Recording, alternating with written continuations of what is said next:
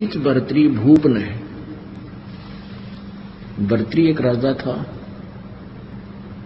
उसकी पत्नी जो थी बहुत उसकी नजरों में बहुत ही सुशील और बहुत प्रिय थी। वो अपनी पत्नी को प्राणों से भी प्रिय मानता था और उसको बहुत ही वफादार मानता था। अब परमात्मा कहते हैं सो छल छिद्र मैं करूं अपने जन के काज। पता नहीं किस कारण से परमात्मा कैसी चोट लगाता है अपनी प्यारी आत्माओं को इस काल के जाल से उकासने के लिए, बाहर निकालने के लिए। अब पिछले पुण्य संस्कारों से प्राणी राज्य पद प्राप्त करता है और राज्य पद उसको प्राप्त है तो उसको जहां सांसारिक सुविधा सबसे टॉप मोस्ट होती है, सबसे उत्तम होती है। अब जैसे हम नीचे स्तर के व्यक्ति होते हैं जो हैंड टू माउथ होते हैं, उनको यदि थोड़ी सी सुविधा हो जाए वो भी धरती आकाश एक कर देंगे। इस काल की कुबद हमारे अंदर सब में भरी हुई है। अब परमात्मा कैसे कृपा करते हैं अपनी प्यारी आत्माओं को काल के जाल से निकालने के लिए। अब राजा बन गया, पिछला पुण्यकर्मी प्राणी था, राज्य प्राप्त हुआ। राजा बनते ही अपने कर्मों को बिगाड़ने में जुट जाता है, लग जाता है। राजा शिकार खेलने जाता है और वहां उसकी हॉबी है ये निशाना साध कर तीर मारा करते। पहले गोली या बंदूक ना थी और नु जचा के जैसे मृगों की डार लाइने जाती थी हिरणों की, और उनमें नु दचा कर राजा बड़े शौक से एक तीर मार दिया, फिर दूसरा मार दिया, फिर तीसरा मार दिया। 3-4 मृगों को मार के घर लाता और फिर बनवा के मांस उनका खाता। गधा अब बिना ज्ञान के को बदी इतनी कर देता प्राणी, क्योंकि उसने कोई टोकड़ियां नहीं, सब सलूट मारे ये सुमैन सारे, कोई नौकरियां नहीं। आप पाप कर रहे हो कह तो वो मानना नहीं, उसने बल्कि सजा दे दे। अब जो ही दिन वो शिकार खेलने गया भर्तृ जी, उसने एक मृग मार दिया और वहां उसकी पत्नी मृगणी खड़ी खड़ी रो रही है। उसने और वो कह रही हो कि मुझे भी मार दे पापी, आंखों से मोटी मोटी आंसू बह रही है। उधर से गोरखनाथ जी साधु आ जाते हैं और वो शिक्षा देते हैं कि बच्चा के मिल गया तने ये इनका जोड़ा नाश कर दिया। अब तुझे कोई मार दे, तेरी पत्नी रो रही हो, तुझे कैसा लगे बच्चा। अब राजा में अभिमान गणा उसे, वो शिक्षा सहन नहीं कर सका, कहने लगा घनी बात मत बनाओ बाबा जी, यदि तू ऐसा सिद्ध पुरुष है तो इसने जीवित कर दे, इस मृग ने मनो मार रखा है, मैं तेरा चेला बन जाऊंगा। गोरखनाथ जी बोले रे चेला ना बनेगा तू। हकना जी पक्की बात होली, वचन का पक्का हूं मैं। गोरखनाथ जी ने अपनी सिद्धि से वो मृग जीवित कर दिया। अब भर्तृ के पाया तले की जमीन खिसक गई। अगवाई तो कमाल का महापुरुष है, घबरा गया, कदे और कुछ ना कर दे तेरे दिल्या। कहने लगा महाराज जी आपका चेला मैं बन गया, मैंने दे दो उपदेश। महाराज उपदेश है घर रहने का कोई ना, घर त्याग कर मेरे साथ रहना पड़ेगा। नो बोला जी ये थोड़े छोटे छोटे बच्चे हैं और कुछ दिन राज और कर लूं, फिर मैं आपका चेला पक्का बन जाऊंगा। गोरखनाथ बोले बस रहे, बस भाई तो गया था मैं जुबान का पक्का। ना जी जुबान का पक्का हूं मैं। अच्छा भाई ठीक, सजा फिर बन जाइए। गोरखनाथ ने कहा कि बच्चा ना तो तेरा परिवार अपना है, ना तेरी पत्नी अपनी है, ना ये राज तेरा है, ना ये मंत्री तेरे हैं, ना सेना तेरी है। जब तेरे खोटे दिन आवेंगे तेरे मंत्री तेरे शत्रु बन जाएंगे और तेरे ही सैनिक तेरे विरोधी हो जाएंगे और तुझे दो पैरों को जगह नहीं मिलेगी कि तब छुप कर समय व्यतीत करेगा। कोई राजा दूसरा अटैक कर देगा, तू भाग जाएगा, तेरे पल्ले कुछ नहीं रहे कि तो घास तोड़ कर खाओगा। और भाई ये परिवार तेरा नहीं है, ये तेरा भूल लायगिरी है। ने बोला, ना जी ऐसे कैसे कह रहे हो, मेरी पत्नी तो मुझे बहुत चाहती है और वो तो मेरे लिए गेल मर जाएगी मेरे। परमात्मा गोरखनाथ बोले, भाई ठीक से बेटा, हमने जो कहना था कह दिया तेरे थे। आप जब इच्छा हो, जब छकले इस राज ते और छकले इस संसार तो जब आजिए मेरे पास, अपना स्थान बता दिया कि मैं वहां रहता हूं। अब परमात्मा कैसे जड़ निकालते हैं। अब वो अपनी पत्नी को वफादार मान्या करता भर्तृहरि जी। अब एक दिन क्या हुआ, गोरखनाथ जी अन्य रूप धारण करके साधु का, वो पहचान नहीं सका उसको, राजा के पास गया कि राजा, ये मेरे पास एक अमर फल है, इस अमर फल के ये गुण हैं कि जो इसको खा लेगा वो सदा युवा बना रहेगा, बहुत लंबी उम्र हो जाएगी उसकी, वो मरेगा नहीं शीघ्र से। और आप बहुत अच्छे नेक राजा हो, न्यायकारी हो, प्रजा के हितैषी हो, इसलिए मैं चाहता हूं कि आप इसको खा लो। अब राजा को वो फल देकर संत चला गया। अब राजा ने सोचा, मैं क्या करूंगा इस फल ने खाकर, मैं अपनी पत्नी को खिलाऊंगा, वो बहुत ही अच्छी है और वो अच्छी लंबी उम्र की हो जाएगी। यानी वो अब उसको बहुत ही ज्यादा चाहता था, उसने वो फल अपनी पत्नी को दे दिया, उसके गुणों से परिचित करा दिया। वो कहने लगी, रख दे, मैं फिर नहा धोकर खाऊंगी इसको। ठीक है। फिर कुछ दिन के बाद उसने पूछा कि तैने वो फल खा लिया कि खा लिया? बहुत अच्छा किया। अब उसका क्या था, उसकी पत्नी का संबंध अवैध संबंध था उसी के एक नौकर के साथ। उस पत्नी ने सोचा कि मैं क्या करूंगी, खाकर इसको अपने मित्र को दे देती हूं, ये युवा बना रहेगा। उसने वो फल उसको दे दिया। उसका नौकर जाता था वैश्या के पास,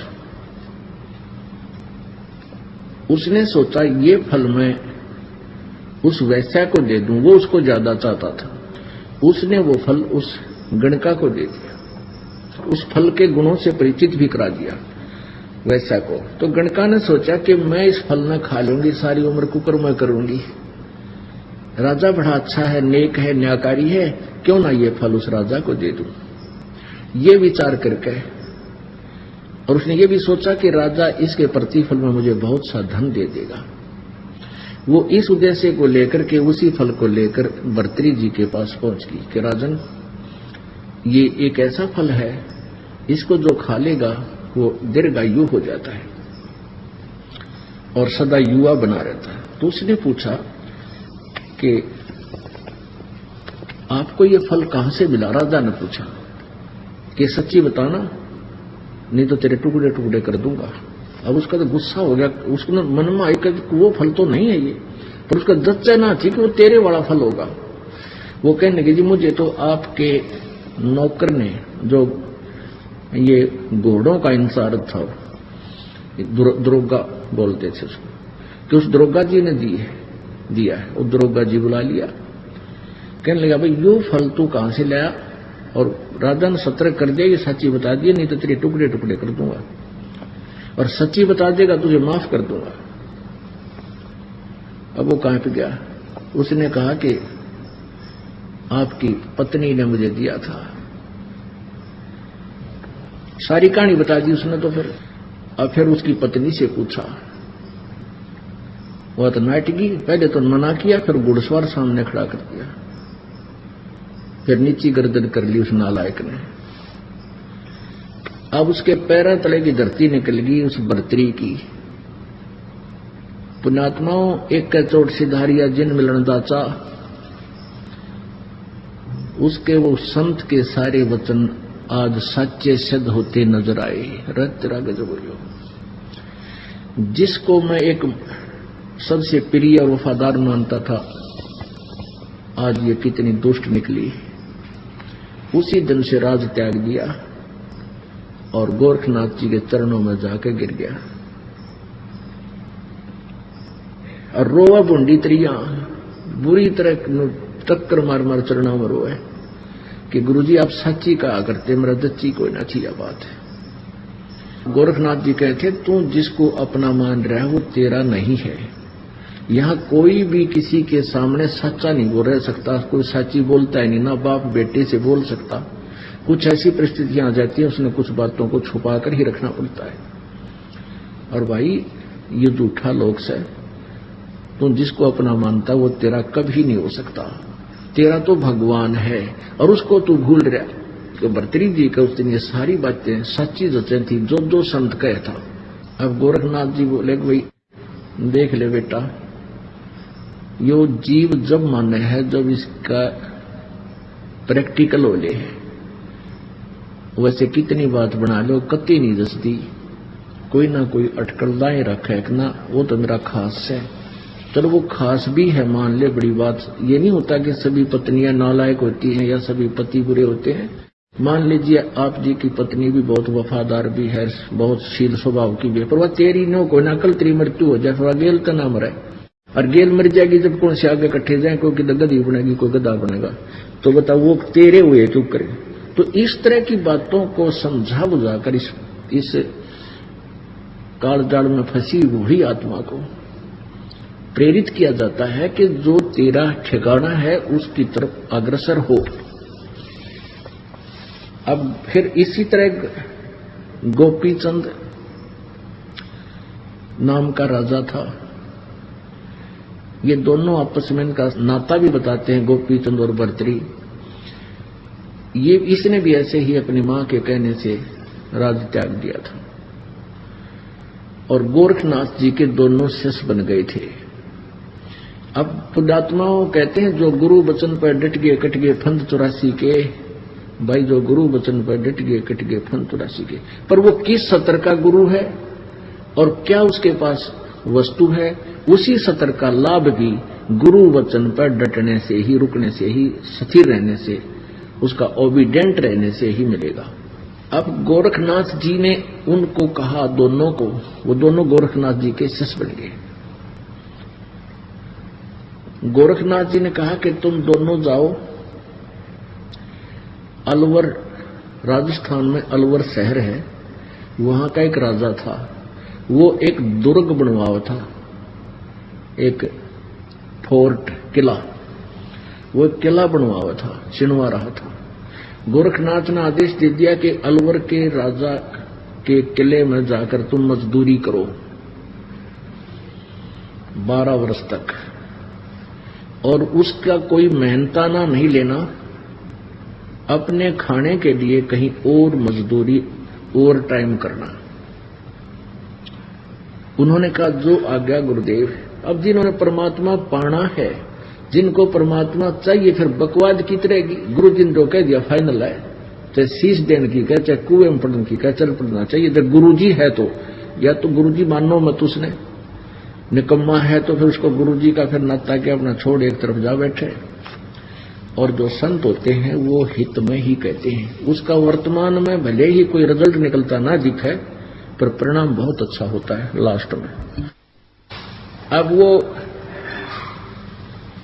आदेश पाते ही गुरुदेव का चरणों में मस्तक रखकर और चल पड़े, जो आ गया गुरुदेव। ठाक अपना बैग पहुंच गए अलवर के किले में, जहां मजदूर मजदूरी करा करते थे। जो समय मजदूरों का होता था उतना समय तो वहां करते, फिर उसके बाद अपनी रोजी रोटी के लिए कहीं तलाश करने लगे ओवर टाइम जॉब। 2 दिन हो गए कुछ नहीं मिल रहा, भूखे सो जाते, सुबह उठते फिर मजदूरी करने चले जाते। एक दिन वो दोनों बैठे आपस में बातें कर रहे थे कि भाई जो गुरु जी का आदेश है तो सिर जा सके है, जब घर छोड़ दिया, राज त्याग दिया, परमात्मा पाना है और गुरु के आदेश में वचन में रहना है और ऐसे ही मिलेगा तो ये बेसिक शरीर था भाई, ये उल्टे कदम नहीं हटा सकते। अब मरा चाहे जीवा, 2 दिन हो गए, भूख जोर की लाग रही है। राजा थे, राजा को तो 2 घंटे भूख ना उठे, परंतु शीश दे दिया, फिर वो अग्रम अग्रम नहीं रहती। दोनों जने बैठे बैठे जमीन पर बैठे बातें कर रहे थे, भाई अब तो मौत आवेगी, 1-2 दिन में मौत हो जाएगी, जब आहार रोटी ना मिल रही थे। सुबह सुबह का समय था, वक्त से बैठे बतलावे थे, और नीचे एक कुम्हार मिट्टी खोदता था। नीचे वो बना देता गुफा सी बढ़िया मिट्टी निकालने के लिए, और वो ऊपर बात करें थे, उसी का ऊपर बैठे गुफा के। कुम्हार ने सोचा ये तो भाई कोई अच्छी आत्मा है और साधु बन गए और न रोटी ना मिल ली। तो वो आया ऊपर, कहने लगा भक्तों तुम तो भगत दिखाई देते हो। अकना जी हम तो मजदूर हैं। अच्छा, आप लगता है आपने 2 दिन हो गए आहार नहीं किया। हाँ जी 2 दिन हो गए आहार का कोई दाव लग कहीं बैठा नहीं, सूत बात बनी नहीं। तो कुमार बोला कि भाई हमने रोटी ला रखी मेरी, तुम रोटी खा लो। ने बोला न्यू ना खावा पिताजी, हम पहले मजदूरी करेंगे, आप हमें मजदूरी दे दो, कोई काम बता दे तो मजदूरी करके फिर रोटी खावांगे, वैसी रोटी हम खावांगे। उन्होंने बहुत आग्रह किया, भाई मेरी 8 रोटी 10 रोटी आती हैं, यहाँ के अपने काम करता हूँ जहाँ पर, और बेटा आधी आधी खा लेंगे, तुम खा लो ना, ऐसे नहीं खाऊंगा, हमें मजदूरी बता। तो उन्होंने बोला भाई तुम के मजदूरी बताऊं, न्यू करो तुम मेरी अगार पानी घेर कर गारा बना दिया करो और मैं ये मटके बना दिया करूंगा, तुम रोटी खा लो। अब ठीक है, ऐसे करने लगे। अब उधर से वो कहने लगा अपनी पत्नी से कि 2 सेवक और हैं, 2 की रोटी कुछ ज्यादा भेज दिया कर।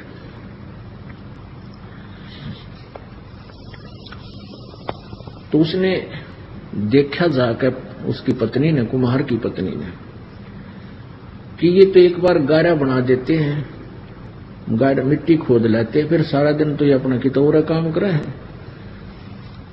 तो वह क्या करने लगी, रोटी जितनी उसकी भेजा करती थी, पहले 10 रोटी भेजती थी, तो उसने 8 कर दी और कम कर दी नालायक ने। तो उन 8 में थे वह 2-2 ताई दे दे, 3-3 ऐसे अपना पट्टा कर ले और वो रोटी खा कर चले जा। तो ऐसे उन्होंने, फिर उसने क्या किया कि 8 की जगह 6 कर दी। वो 6 रोटी आने लगी, 2-2 खा ले। वो तो कुमार से घर जाके भी खा ले, पर वो उनती कहा बेटा तुम 3-3 खा लो ना, हम 2-2 खाएंगे, 6 आई हैं 2-2 बांट के खाएंगे। तो वो ऐसे वहां मजदूरी करते 12 वर्ष बीत गए, अलवर का किला पूरा हो गया। अब वो जब उन्होंने वो मटके जो थे कुम्हार ने आवे में दे रखे थे पकने के लिए, उसमें आग दिवा दी उन्होंने, सारी मजदूरी करवाई, फिर रखवाए, यानी उसमें आवे में 4 रखवा दिए, आग लगा दी। जब आवा पकने को हुआ उस दिन खड़ा होकर के गोपी चंद और भर्तरी जी दोनों एक सुर में कहने लगे कि पिता का हेत माता का कुहेत, आधा सोना आधा रेत। न्यू कहकर वो चले गए। अब जिस समय उन्होंने वो शांत हो गया, ठंडा हो गया आवा, आवा माने एक ऐसा कीलन सा होता है जिसमें ये मटके पकाए जाते हैं। उन्होंने क्या देखा कि जब उस आवे को खोला, मटके निकालने लगे, आधे मटके तो सोने के, आधा हिस्सा मटके का सोने का, आधा कति कच्चा रेत, कितना जो गनीनो गनो अलग पाया। अब वो आधा सोना आधा रेत जब कुम्हार और कुम्हारी ने वो देखा, वह कुम्हारी टक्कर मार मार रोने लगी। नो बोलिए तो कोई महान आत्मा थे और मैंने इनके साथ बहुत जलालत की, मेरा केरा होगा, ये तो इतना दंड देंगे, इतना सोना इसने कहाँ रखेंगे, छुपाते फिर राख डालने इसके। कहने का भाव ये है पुण्यात्माओं। अब गोपी चंद और भर्तरी जी को जैसा भी गोरखनाथ जी ने ज्ञान भक्ति मार्ग दिया था, उन्होंने सिर जड़की बाजी लाके किया। और ये एक नियम है, आप जिस भी संत का उपदेशी बन जाते हो, जैसा उसने मार्गदर्शन किया है उसको तन मन धन से करोगे, उस सत्र का लाभ भी उसी समय मिलेगा। उसकी प्रत्येक क्रिया प्रत्येक आज्ञा का पालन करो। अब उस क्रिया से गोपी चंद और भर्तरी को जो साधनाएं उसने बताई गोरखनाथ जी ने की, उससे कितना लाभ होगा कि वो अब प्रथम मुक्ति प्राप्त है और वो ऊपर स्वर्ग के अंदर विद्यमान है। जब उनका स्वर्ग का समय वहां पूरा हो जाएगा, फिर वो पृथ्वी पर आकर एक बार फिर राजा भी बनेंगे दोनों। उसके बाद 184 योनियों में वो चले जाएंगे। अपुण्यात्माओं, सतगुरु के अभाव से श्रद्धालु श्रद्धा भी बहुत रखते हैं, समर्पण भी करते हैं। रावण ने शीश भी काट कर चढ़ा दिए अपने गुरुदेव के आज्ञा से, शिव जी को प्रसन्न करने के लिए, जैसा उसको ज्ञान मिला था। और फिर क्या मिला लास्ट में? एक बार तो यहां संसारिक सुख नजर आए, फिर दुर्गति हुई और सारी उम्र के लिए नरक में ठोक दिया गया। ऐसे गोपीचंद भर्तरी का आगे ये हर्ष होगा